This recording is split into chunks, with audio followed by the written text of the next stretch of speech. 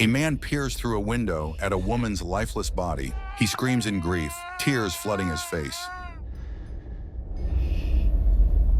Later at a clinic, the dentist tells him grief is destroying his teeth. The man asks if that's possible. The dentist says emotions leave marks, and his molars are proof. He speaks kindly of the man's wife, says she was beautiful, but it's time to let go. The man asks for her x-rays. The dentist offers, but he declines. Instead, he asks what to do with all the grief. Karsh drives to the Shroud's compound. He meets a woman through a mutual friend. She talks about her ex, an architect, says she still lives in his design. She looks him up online. Karsh tells her not everything's indexed. He owns the restaurant they're sitting in, he says. Well, that's, very illuminating. She's surprised it's in a graveyard. He adds he co-owns the cemetery. The restaurant markets their burial tech. The design is part of it. They're called the Shrouds. I'm okay with dark. She asks if his wife approved. Karsh says after her burial, he wanted to join her. Cremation was never an option. She was Jewish. Decay mattered. He was an atheist but honored her beliefs. She calls it all a bit much. Karsh offers to show her the grave. And little screens in all of the headstones. Cute. At the site, she sees small screens, assumes they're digital photo frames. Karsh reveals the truth. They're live feeds of the buried. He shows her Becca's cam. Her face twists in horror as she watches the decomposing body. Karsh confirms it's real. He zooms and rotates the view, says it helps with his grief. She calls him interesting and steps aside to smoke. Karsh keeps watching. What? Later, he's in a bathtub scrolling through potential grave tech locations. Becca's dental x-rays arrive from the dentist. He looked at them. Karsh visits Terry. She's grooming a dog. She teases him about another failed date. He hasn't tried in years, he says. Jokes about going asexual. She reminds him no one could replace Becca. He agrees, says he just misses the body. I don't have that problem. Terry calls him out, reminds him he once said her body looked like Becca's. Karsh admits it. She tells him her body is her own. He asks why she grooms dogs when she's trained as a vet. It's easier, she says. He brings up the hospital. She still believes they gave Becca unauthorized treatments. Karsh pulls up the 3D image of Becca's body. Terry shakes her head, saying it's too messed up to watch, but Karsh tells her something looks off. After a moment, she sighs and takes a look. We're inside my dead sister's skull. Inside the skull, a strange object. Terry says it looks like a tracker. Maybe someone implanted it. Maybe they're following Karsh. If he wants to know, she says, dig up the body. It's obvious they were tracking you through her. Karsh asks why anyone would bother tracking him. Terry shrugs. He made industrial videos. Becca mentioned things once, but Terry can't recall the details. A video alert interrupts. The graveyard has been attacked. A message flashes. Meet at the factory. No police. Not yet. What happened? I was just there for lunch yesterday. Karsh meets Gary at the site. She says the damage occurred after the restaurant closed. The footage wasn't from a security cam. It moved. She says all the cameras were destroyed. So far, so good. No press alert yet. Karsh tells her to shut it all down. Quietly. Say it's upgrades or maintenance. Avoid press. Gary warns about grieving families. Says he needs Maury. Hey. Karsh finds Maury at home. Asks if he's seen Terry. Maury has, but they didn't talk about him. He notices Karsh's surveillance setup. Wonders why he wasn't asked to build it. Karsh says it came bundled. Says he's exhausted. Yeah. And you weren't paranoid then? I was worn down. Maury studies the screen showing Becca's corpse. Asks if it's hard to watch. Karsh says it comforts him. Maury says it looks like she's floating in space. Beautiful in its own way. It's like she's floating in outer space. Karsh shows him the vandalism footage. Admits he hasn't visited the site. He's scared. Becca's grave is gone from the feeds. The system's encrypted. He's locked out. None of the live cams work. He wonders if the recent 8K upgrade triggered it. Maury's insulted that he wasn't involved. Why'd your home renovation guys do that? Some other guys. Karsh asks for his help. Maury says go back to the original team. Karsh suspects they're involved. He orders food and tells Maury to start digging. Maury asks about Honey, the AI. Karsh says he's not sure she's helping. Later, he tells her to book an appointment with Becca's oncologist. I'll send you a reminder. Night-night. That night, Karsh dreams. Becca wakes beside him, says her doctor needs to check her breasts. She leaves. He watches her go. If not, tomorrow early. The next morning, Maury presents a discovery. Viking funeral symbols in the encrypted code. The source server is in Reykjavik. Gravetech had plans there. Maybe it's a protest. Could explain the lockout, but not the destruction. Coordinated or coincidence? Honey can't find the oncologist. He vanished at a conference in Reykjavik. She'll locate a colleague instead. Find me a worried colleague who worked on Baker's case with Eckler. Maury asks again if Karsh visited the damaged site. He hasn't. Doesn't want media attention. Maury still hasn't cracked the system. The hacker is skilled. Karsh says Gary thinks it's political. Graveyard politics. Maury asks if he slept with Terry. Karsh denies it. Says it was tempting. Becca once warned him, stay away from her sister. When I die, stay away from my sister. They visit the graveyard together, a sparking cable. It's dangerous. Maury wonders if religious radicals did this. Karsh thinks eco-terrorists. Maury suggests police. Karsh refuses. Clients would panic. Permissions from clients or city bureaucrats. I hate it. Maury suspects it wasn't random. Certain graves were targeted. Becca's may be one. He finds tap marks on a cable near her site. Someone might be stealing her, uploading her. I don't think we'll have to disturb the graves themselves if they're all like this. Karsh watches a documentary about Karali Sabo, CEO of Citadel Technologies. Into the international conglomerate it is today. Later, he meets Suman Sabo. Her husband is dying. She's collecting Hungarian grease for him. It may kill him, but he's fading anyway. He's considering backing Gravetech in Budapest. He wants to be buried there. Where he's from, of course. And hopefully be buried there. Suman is going blind. She told her husband she won't see him through the grave screens. He joked about it. Karsh mentions upcoming haptic tech, deeper interaction, expensive. She voices her husband's fear. Gravetech could be weaponized. Russians might exploit it. He needs assurance his body won't be used like that. I need reassurance. Karsh asks Gary if that's possible. She says yes. If hacked, the shroud can track someone via the app. Karsh wears a shroud, watches himself on screen. Honey asks what he's doing. He says he wants to understand. She tells him Becca never felt it. It's not for the living.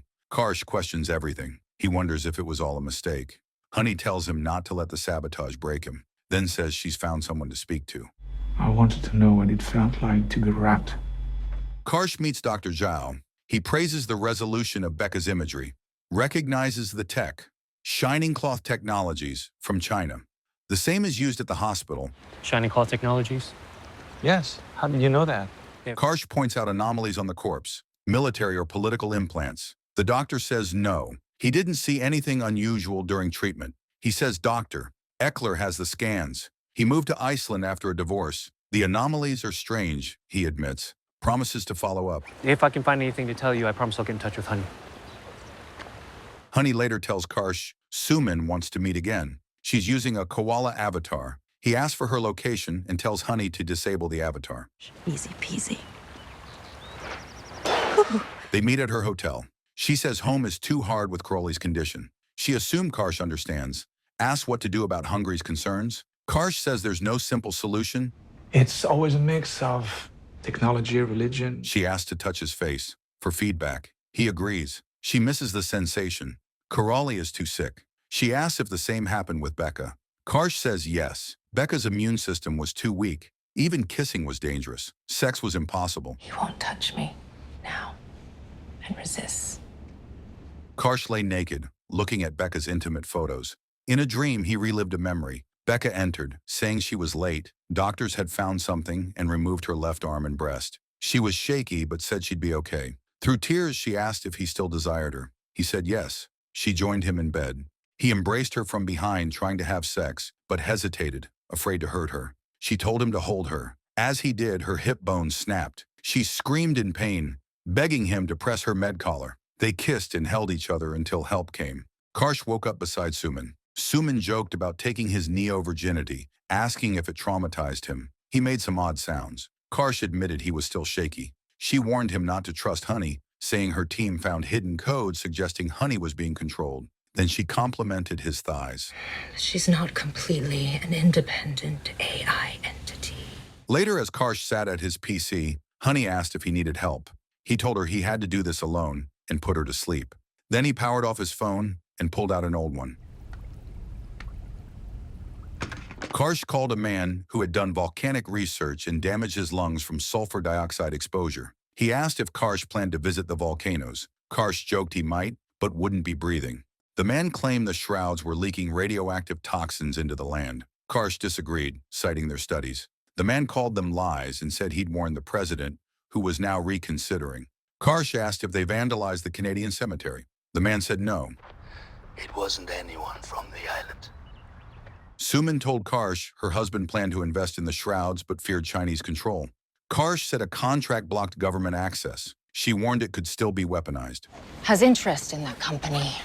A controlling interest. They ran into Terry walking a dog. Suman asked the breed. Terry said it was a Labradoodle she was boarding. She was a groomer. Terry asked about Suman's dog. She said it was a walking dog. Then Terry left with the dog. Suman sighed, so that's the paranoid sister-in-law. Karsh agreed. See you later. In the memory, Becca returned from surgery. They'd replaced her hip and right humerus and planned to do her collarbone, but she told them to wait. Sitting on the bed, she said her body was full of steel, though some bones were still hers. They did your hip? Karsh asked about her left breast. She said Dr. Eckler had it, along with her arm and hand, for his presentation in Iceland. She was glad to be part of his project. With Dr. Eckler? With this project? When Karsh asked what the project was, she said it was complicated and he'd have to ask Eckler. He asked if he was dreaming or if she was alive. She said she didn't know. Terry showed up at Karsh's new place, saying Maury told her where he lived. She mentioned Maury was still chasing her, then asked about Karsh's new girlfriend. He said they weren't dating, but admitted they were having sex, and it helped after being alone since Becca's death. I know. He brought up Dr. Eckler. Terry called him Becca's creepy, brilliant professor, someone she wanted approval from. He took her to concerts and made her feel special. Karsh said he later became her oncologist, which felt wrong. He hated him, believing Eckler had her body both when she was young and again while she was dying. Then he had her body as she was dying, as her doctor. Terry asked about Karsh's obsession with the body. He said Becca's body was his world, his purpose. When he asked if she had cheated with Eckler, Terry said she'd seen them together after Becca got sick, but assumed it was comfort. Karsh then suggested Eckler might have used her for illegal research. Terry said the thought turned her on and admitted she always liked Karsh. You know, I've always liked you. Wow. They started having sex. Terry joked about Sumin's dog, said seeing them together made her jealous and certain she'd sleep with him. As they made love, she placed his hands on her chest, claiming hers were bigger than Becca's. Karsh said Maury would be jealous, thinking he owned her. Terry said Maury needed disaster to justify himself and warned Karsh not to trust him. She then asked if she reminded him of Becca and if this was how it was with her. Karsh said Becca warned him to stay away. Terry shouted she was right as he finished. Karsh went to Maury's. Maury said he was decrypting data from the 9 vandalized graves. No ransom, just a lockout. He didn't feel safe working at Karsh's home. He showed Karsh the decrypted images. The same object found in Becca's grave appeared in the others. Non-vandalized graves were clean, suggesting someone tried to erase evidence. Karsh guessed it could be blackmail. Maury said maybe revenge. For blackmail? I guess revenge.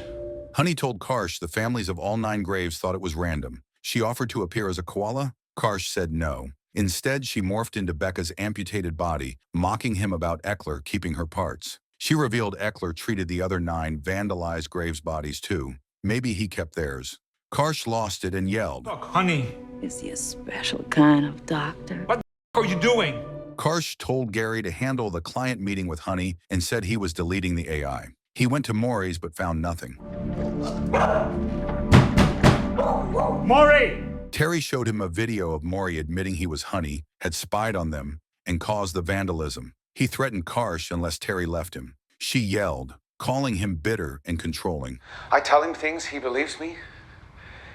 Karsh was stunned. When Terry asked about Honey, he said she was Maury's creation. Nothing incriminating in their chats, just normal text, but for someone like Maury, even that could set him off. Terry agreed, saying there was definitely something between them now. There's an us now. Yeah. At the cemetery, Gary told Karsh that 7 of the 9 graves were severely damaged. showing him 2 exposed corpses. She said they planned to quietly re-shroud and reconnect them. Karsh hadn't realized the damage was that bad. He asked if Becca was one. Gary said yes and offered to let him see her. He declined. She warned some families might abandon the shroud system entirely. When asked about Becca, Karsh said her shroud needed to be restored, for him and for Gravetech. We need to reconnect Becca, of course. Karsh met Dr. Zhao at the cemetery. Dr. Zhao said the image was fake and planted, likely to manipulate him. Zhao asked about autopsies, but Karsh said it wasn't appropriate. My guys were able to peel apart the layers. They're not real. On the way back, Maury called. Karsh cursed him out. Maury warned he'd made a big mistake and told him to meet. Root. You'll thank me, I swear. At the spot, Maury had Karsh leave his phone in the car. He admitted hiring Russian hackers to crash the cemetery. Now the Chinese believed he was sabotaging them. Karsh asked what they wanted. Maury said they planned to use Gravetech for surveillance by embedding bone nodes. Karsh said the nodes were fake. Maury claimed Zhao worked for the Chinese and that Eckler was paid to experiment on patients. He showed Karsh his hand, 2 fingers missing, and said he was fleeing to Iceland to escape. They kidnapped me and tortured me. At Karsh's place, Terry called him a liar. Karsh insisted he didn't believe Maury either, except for the fingers. She rolled her eyes. Those were lost in high school. They agreed Maury faked the images and drifted into sexual banter. Maury is very inventive when it comes to conspiracy. At the cemetery, Karsh showed her the restored site. She admitted it looked good. He mentioned Maury returned the network so the Chinese would back off. Got my original guys to put it back together. Terry noticed fresh dirt beside Becca's grave. Someone had been buried next to her. Karsh froze. Opening the app to check Becca's feed, it glitched, and Dr. Eckler's body appeared. Both stared in disbelief. Becca's creepy doctor, Dr. Jerry Eckler. Later, back home, Terry asked if Karsh ever really knew Eckler. Becca had made sure their paths didn't cross. He barely remembered the one time they met, thought the body was another of Maury's tricks. Displace me? To lie beside her instead of me?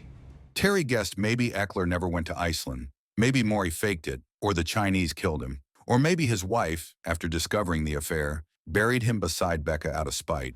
Eckler's wife hired a hitman to kill him. Karsh refused to dig up the grave, choosing to be buried elsewhere. That shocked her, giving up eternity with Becca over this. He offered his own theory. Maybe he had Eckler buried there himself, because Becca betrayed him. I gave her to him, to have her here, because she betrayed me with... Terry, turned on by the conspirum, Casey, told him to fuck her. Karsh boarded a plane with Sumin, uneasy about reaching Budapest. She assured him they'd be fine, even with a stop in Reykjavik. She spoke of friends visiting his grave at Gravetech, a new life in Budapest, and a penthouse waiting. They boarded. It won't surprise me if you eventually decided to live there. As he slept, Karsh mumbled about needing a new passport. When he touched Sumin, she recoiled and screamed. He apologized, shaken, but as she turned, her body was Becca's. What do you mean? You promised to lie beside me in the grave. She accused him of breaking his promise to lie beside her. He blamed her for bringing Eckler. She reminded him Becca was gone. He admitted he was too scared to dig up the grave. She said she understood. Her voice softened, promising they'd be together in Budapest.